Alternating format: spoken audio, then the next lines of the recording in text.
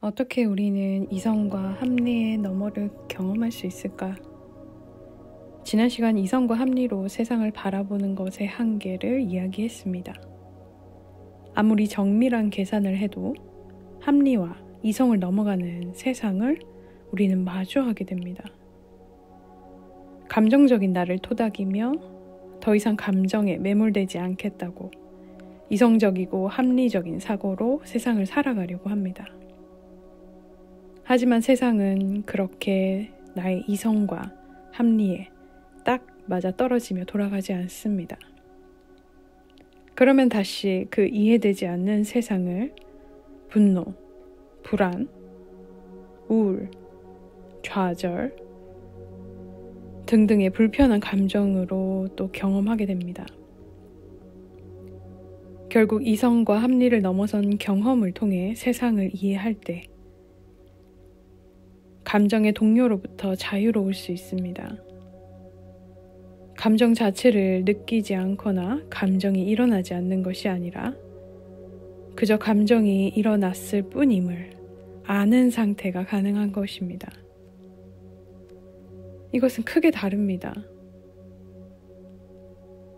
그저 일어났음을 알게 되면 그 감정 자체는 나와 동일시되어 있지 않습니다.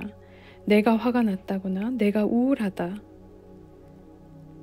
이런 생각이 들지 않고 그냥 일어난 감정을 담담히 들여다보고 사라지는 것까지 기다려줄 수 있습니다.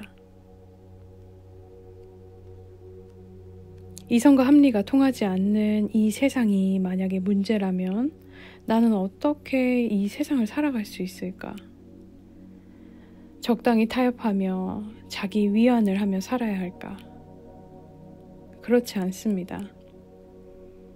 세상의 이치를 나의 생각으로 재단하려고 하고 문제가 아님을 문제로 보는 그 관점에 대한 이야기를 해봐야 합니다. 그래서 이성과 합리, 그 너머를 경험하는 것이 중요합니다. 그건 명상을 통해 가능합니다. 명상을 할 때 명상의 대상에 집중하며 마음과 대상이 일치하는 경험을 합니다. 그때는 대상에 대한 매 순간의 판단과 비교와 가치 투사가 없는 순수한 주의를 통해 생각이 개입되지 않은 경험을 계속 쌓게 됩니다. 단지 지각만 있을 뿐이지 생각은 끊어진 상태에 대한 경험을 하는 것입니다. 그때는 대상에 대한 개념화, 해석이 개입되지 않았기 때문에 대상 그 자체에 대한 경험만 합니다.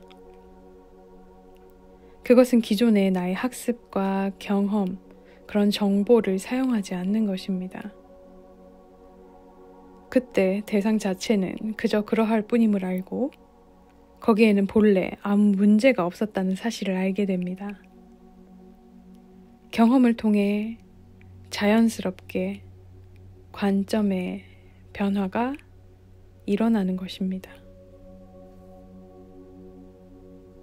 우리의 경험들은 처음 만나는 대상에 어떤 기억 속 정보를 사용하여 개념화를 하고 해석을 입히는 과정에서 학습된 가치를 부여하고 그 가치 판단 하에서 우위를 정해 호불호가 결정됩니다.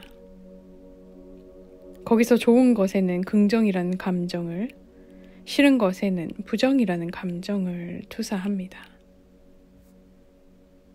하지만 개념화, 해석, 가치 투사, 감정을 걷어낸 생각의 산물을 걷어낸 대상 그 자체를 경험하면 이성과 합리라는 생각의 산물, 그 너머를 경험하는 것입니다.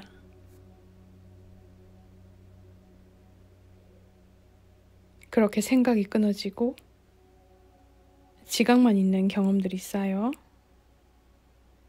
대상은 가치 판단이 불가한 가치 중립이라는 것을 알게 됩니다.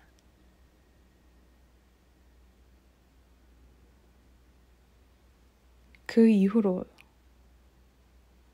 내가 세상을 바라보고 살아가는 그 순간순간은 이전과는 다를 것입니다.